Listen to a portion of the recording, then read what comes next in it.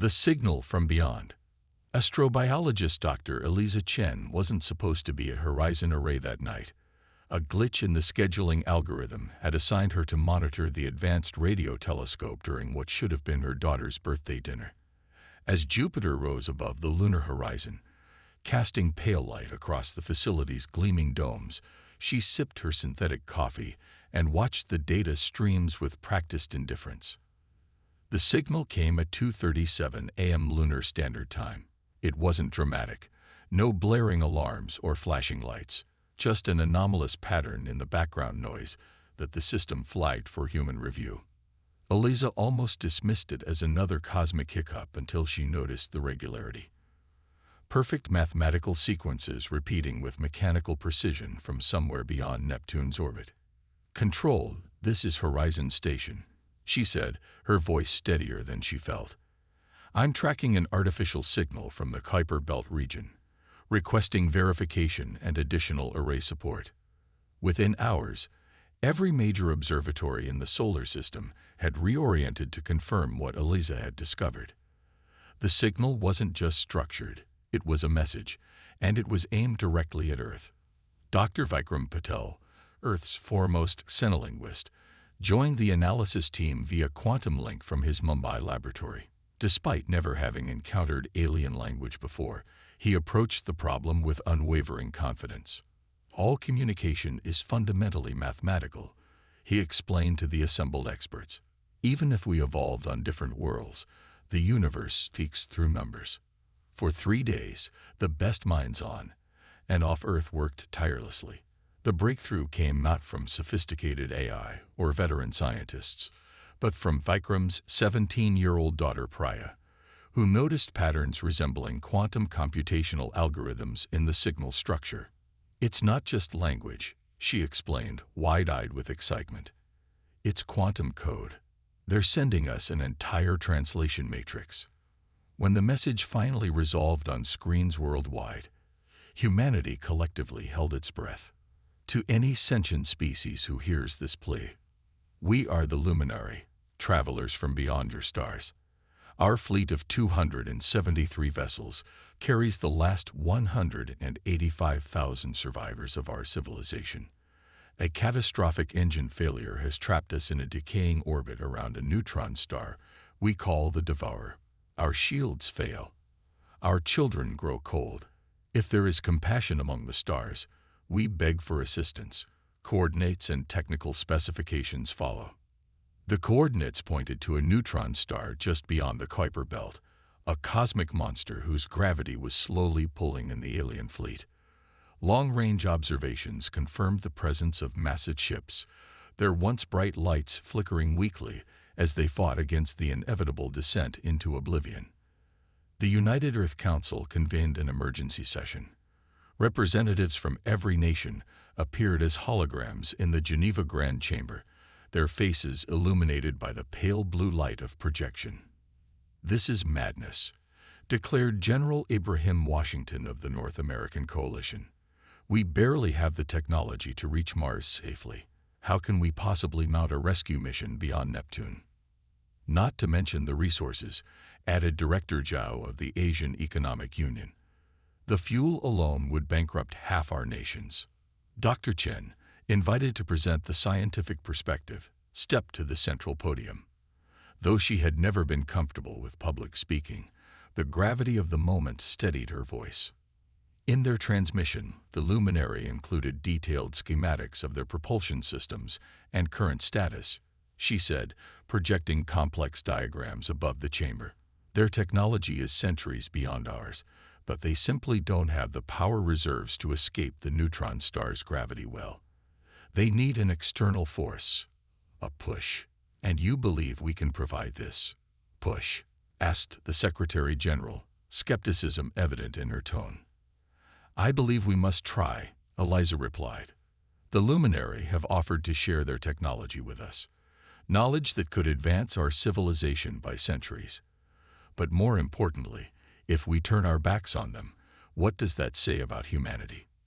The debate raged for hours until Commander Maya Rodriguez took the floor, a veteran of the Mars crisis, where she had led the impossible rescue of colonists trapped during the Great Dust Storm.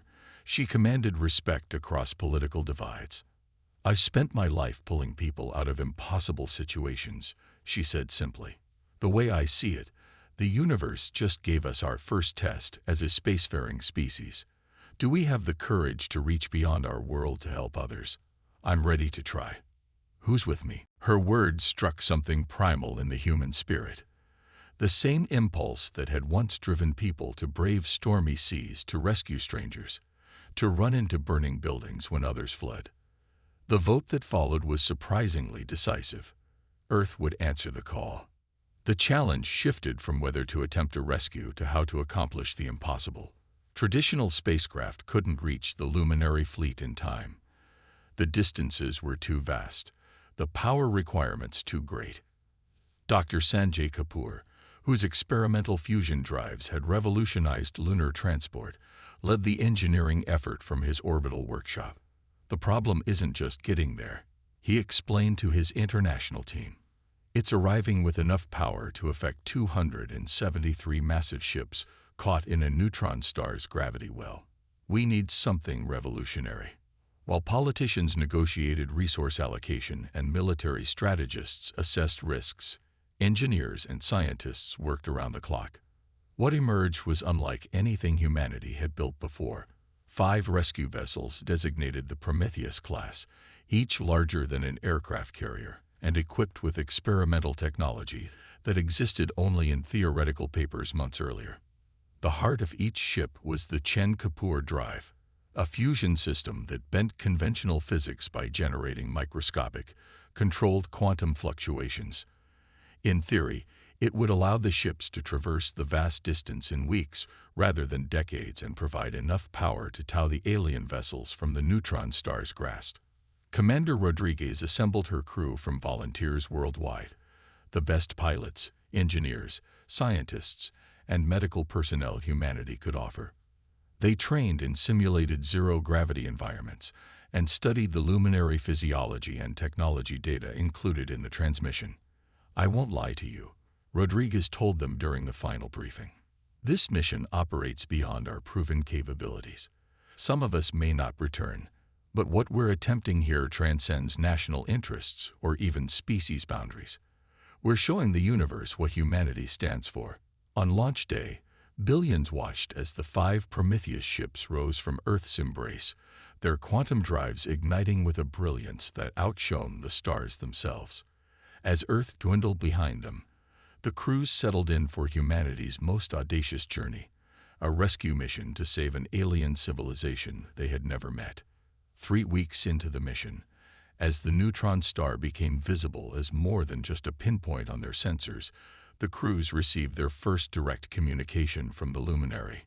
The image that appeared on their screens showed beings that defied easy description. Tall, slender creatures with iridescent skin that seemed to shimmer with inner light. Their features were almost avian, with large, multifaceted eyes that reflected starlight like living prisms. The luminary leader, who introduced herself as High Navigator Selene, spoke through the quantum translation matrix they had provided. "Humans of Earth," she said, her synthesized voice carrying notes of both wonder and desperate hope, "we watch your approach with astonishment. In all our centuries of exploration, we have encountered many species, but none who would risk so much for strangers. That's what humans do," Rodriguez replied simply. "We help. Now tell us what we need to know to save your people." The luminary explained their situation in greater detail. Their civilization had been spacefaring for millennia, but a catastrophic energy crisis had forced them to seek new worlds. During their exodus, navigation errors had brought them too close to the neutron star. Now their engines were failing, life support systems were critical, and time was running out. "We have perhaps 7 of your days before our outermost ships begin falling into the Devourer," Selene said. "After that, nothing can save us." Rodriguez studied the data they transmitted. The situation was even worse than they had feared, but she also saw something else: specifications for luminary technology that might provide the key to rescue if they could understand it in time. "Dr. Kapoor," She called to her chief engineer. "Take a look at these engine schematics. Tell me you see what I see." Kapoor's eyes widened as he analyzed the data. Their propulsion system, it's based on quantum entanglement principles we've only theorized about. If we can adapt our systems to interface with theirs, we might just have a chance. As the human fleet approached the neutron star's outer gravity well, the massive stellar remnant loomed before them like an angry god. Somewhere in its grasp, 185,000 souls waited for salvation. The luminary fleet was visible now, a cluster of elegant crystalline ships arranged in concentric rings, fighting a losing battle against gravity's inexorable pull. Against all odds, the neutron star's presence dominated both sensors and souls. Even at this distance, its gravitational force exerted tremendous pressure on the human vessels. Warning indicators flashed across control panels as the Prometheus ship's structural integrity systems strained against forces they were never designed to withstand. "Compensating for gravitational distortion," announced Lieutenant Keisha Williams, chief pilot of the flagship Prometheus 1. Her hands danced across holographic controls, making micro-adjustments that kept the ship stable. "We're holding position at the calculated safe distance." The first challenge became immediately apparent: how to interface human technology with alien systems. Rodriguez and her team had prepared for this based on the transmitted schematics, but the reality proved far more complex. "Their quantum resonance signatures are completely alien to our systems," reported Dr. Kapoor, frustration evident in his voice. "It's like trying to connect digital technology to quantum networks. The foundational principles are incompatible." The luminary ships continued their slow, inevitable drift toward destruction. Calculations showed that the outermost vessel would cross the point of no return within 78 hours. It was Dr. Chen who provided the breakthrough. Having studied the luminary biological data extensively, she made a connection no one else had considered. "We're approaching this all wrong," she announced during the emergency strategy meeting. "The luminary don't just use quantum technology. They experience reality through quantum perception. Their ships aren't separate from them. They're extensions of their consciousness." She projected a new set of diagrams. "Look at these neural patterns in their physiology. They don't just pilot their ships. They commune with them at the quantum level. We don't need to make our technology compatible with theirs. We need a consciousness bridge." Working with luminary scientists through the translation matrix, Chen developed what would later be known as the Quantum Consciousness Interface, a system that allowed human operators to experience and interact with luminary technology through a neural link. The solution was dangerous, requiring human volunteers to enter an untested state of quantum consciousness, but time permitted no safer alternative. Commander Rodriguez was the first to volunteer. "I won't ask anyone to take risks I'm not willing to take myself," she stated as medical technicians prepared her for the interface. The connection, when established, was unlike anything humans had experienced before. Rodriguez found her consciousness expanded beyond normal perception. She could feel the luminary vessels as if they were extensions of her own body, sensed the neutron star's gravitational pull like an inexorable current against her skin. "I can see it," she whispered, her physical body motionless while her mind soared across the void. "I can see how to connect our systems." With Rodriguez guiding them through the quantum link, the engineering teams found ways to synchronize the Prometheus drives with luminary quantum cores. The first successful power transfer occurred 50 hours into the operation. The human vessel Prometheus, 3 linked with a luminary medical ship whose life support systems were failing. As energy flowed through the quantum bridge, lights flickered back to life aboard the alien vessel. Cheers erupted across both human and luminary ships. But celebration proved premature. As more ships connected, the strain on human systems grew exponentially. The Prometheus vessels hadn't been designed for this kind of sustained power output. "Captain, we're redlining on all systems," Chief Engineer Takashi reported from Prometheus 2. "Core temperature exceeding safety parameters. If we continue at this output level, we risk catastrophic drive failure." Rodriguez faced an impossible choice: preserve their ships or continue the rescue at potentially fatal cost. The decision took her less than a second. Maintain power transfer. These people need us. Through the quantum link, she felt rather than heard High Navigator Celine's response, a wave of gratitude and respect that transcended language. The luminary had never encountered a species willing to risk so much for strangers. Then came a revelation that changed everything. As Rodriguez's consciousness merged deeper with luminary systems, she accessed historical records and sensor data that hadn't been included in the original transmission. What she discovered sent chills through her expanded awareness. The neutron star, she reported back to her crew, her voice distant through the interface. It's not a natural phenomenon. Someone engineered its trajectory. Through luminary memories, she witnessed the truth. They hadn't simply encountered a navigational hazard. They had been hunted. A hostile species the luminary called the Void Makers had altered the neutron star's path, using it as a weapon to eliminate potential competitors for resources in this sector of space. When they realize you're helping us, Celine communicated directly through the quantum link, they may come for Earth too. This revelation could have ended the rescue. No one would have blamed humanity for abandoning the luminary to save themselves from a threat they hadn't known existed. But Rodriguez knew her species better than that.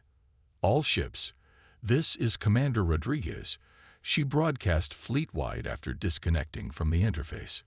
We've just learned there may be hostile forces responsible for the luminary situation, forces that might target Earth in the future. I'm not ordering anyone to stay.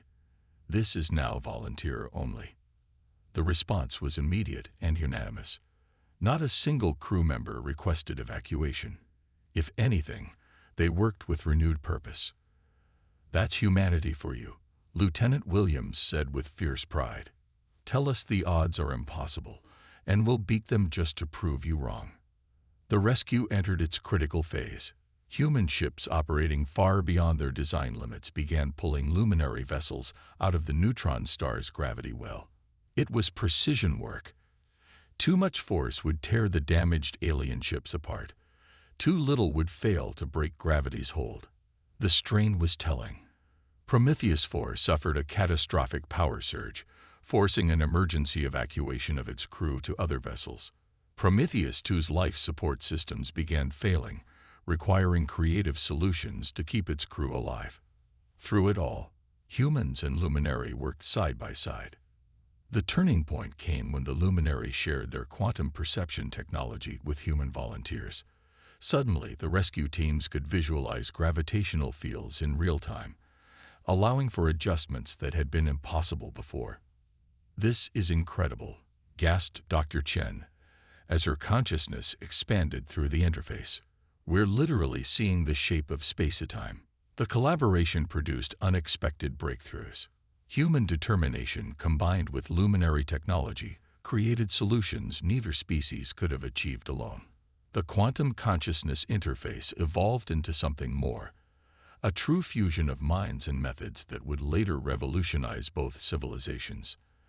As the rescue neared completion, only the massive luminary central arc remained trapped, a city-sized vessel housing their historical archives, genetic repositories, and 50,000 hibernating children. Its massive structure would require every ounce of power the remaining human ships could generate. "All vessels form quantum link pattern Omega," Rodriguez ordered. It was a theoretical formation, never tested, that would allow the fleet to combine their power output through the neural network. "Commander, the power surge could overload the quantum interface," warned Dr. Kapoor. "The neural feedback might be fatal to anyone connected." Rodriguez looked around at her crew. No words were needed. Each face showed the same resolve. "Sometimes you have to risk everything for what matters," she said simply. "Initiate Omega formation." The human vessels moved into precise alignment, their quantum drives synchronized through the consciousness of their connected operators. As power built to unprecedented levels, the neural link between species deepened. For a moment that transcended time, Human and luminary minds touched directly, an experience of mutual understanding that would forever change both species. With a final surge that pushed human technology beyond its breaking point, the combined fleet pulled the luminary arc free from the neutron star's grasp. As the massive vessel broke the gravitational threshold, systems across the human fleet began to fail. Warning alarms screamed as quantum drives destabilized and hull integrity compromised. All personnel, evacuate to luminary vessels. Rodriguez ordered as her own ship began to break apart around her. They can get us home. In the chaos that followed, humans and luminary worked together to save as many lives as possible. When the quantum storm finally subsided, 3 Prometheus ships had been lost, but their crews, mostly safe aboard luminary vessels, watched as the rescued fleet accelerated away from the neutron star's deadly embrace. In the medical bay of the luminary flagship, Commander Rodriguez awoke to find High Navigator Celine at her bedside. The alien leader's multifaceted eyes reflected starlight as she performed the traditional gesture of life-debt, palms pressed together, then opened toward Rodriguez. "Your people sacrificed everything for strangers," Celine said, her translated voice vibrating with emotion. "You have lost ships, resources, and some of your own. Why would you risk so much?" Rodriguez thought about all of human history, the long journey from cave-dwelling tribes to spacefaring civilization, the constant struggle against impossible odds, the refusal to surrender when logic dictated retreat. "Because that's what makes us human," she answered simply. "We look into the darkness and strike a light. We see the impossible and do it anyway.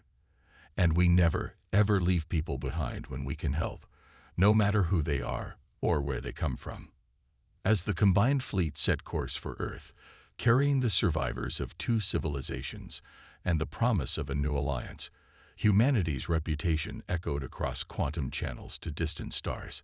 Against all odds, a young species from a small blue planet had accomplished what many had considered impossible, and in doing so, announced their arrival on the galactic stage. The stars would never be silent again.